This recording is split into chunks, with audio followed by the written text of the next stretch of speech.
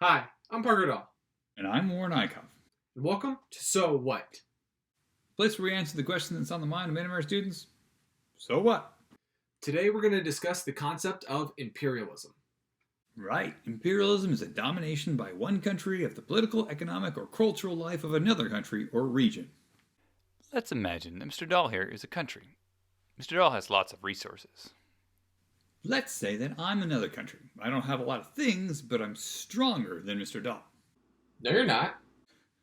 Yes, I am. No, you're not. Let's go race right now. What does running have to do? Never mind. No. It doesn't matter. We'll pretend that my country is stronger than yours. Fine. As I was saying, I don't have things, but I'm strong, so I decided to start taking things from Mr. Dahl. Hey! I get used to having these things and need some more, so I decided to take more. And take, and take, and take, and take. What? Can't I stop you? You can try, but I'm stronger than you. I'll win and take more things, maybe even put someone in charge of you.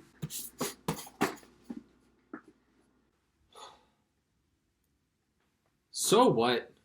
What do you mean? I mean, so what? Who cares? This is just a bunch of stuff that happened a long time ago. It doesn't even impact my life anyway. Yeah, what he said. I'm glad that your many years have made you an expert on such things. Fair point, young scholar.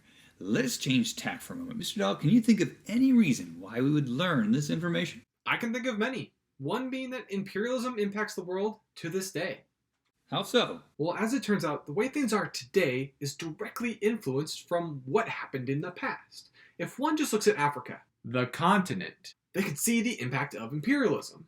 That's right. European nations divided African states amongst themselves, taking all sorts of material from them. This made it possible for Europe to excel exponentially, but was the cause of Africa's lack of infrastructure and depleted much needed resources that were required for it to excel. Not to mention that this still continues to this day.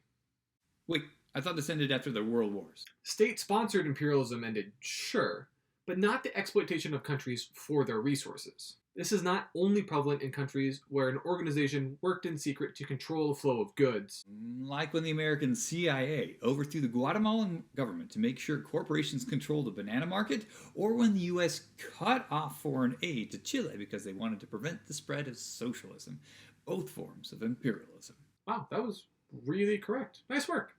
There's also another way in which this still happens. It's something known as corporate imperialism. Essentially, this happens when a private company moves different structures of its organization around the world to not only control the cheapest materials, but also the cheapest labor. Lots of companies, especially a lot of tech companies, take resources from all over the world and sell the finished product at a price that those who make it could never afford. Consider what you're wearing for a moment, or what's in your wardrobe. Some would say that sweatshops making Nike shoes and apparel, or Shell Oil contaminating the farmlands in Nigeria, are modern-day examples of this form of exploitation. I mean, you're right. History is littered with examples of extreme brutality. Slavery, for instance. Blood sports like gladiatorial games. Let's not forget mass genocide. Genghis Khan and the Mongol Empire, plus many more. That said, we actually look at these examples as warnings of what we are capable of. It's okay to have a critical eye of the past, so long as you allow for yourself to grow from the experience. We, as Americans, have absolutely benefited from imperialism. This, however, does not mean that we must look back on it favorably. We can acknowledge why we succeeded and understand that we should change our approach moving forward. The first step to fixing a behavior is by first acknowledging that one has done wrong. Only then can a way forward be seen from that point.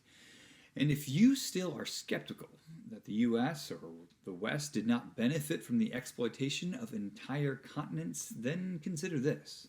In 2010, Europe and the United States made up 15% of the world's population, and yet controlled 53% of the world's wealth. This is something that's worth thinking about, because imperialism didn't only impact the countries that succeeded from it, it also impacts those countries that were exploited for decades. And yet we see that it only benefits some of them. Have a good day.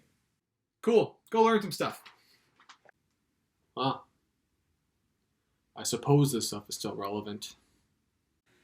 I suppose that some criticism doesn't mean that I'm being told I'm wrong, but that a correct path is out there for us to find, after all, if we're brave enough to look. Whoa, that was actually intelligent. That's enough out of you, nerd. You told me to hit you in the face.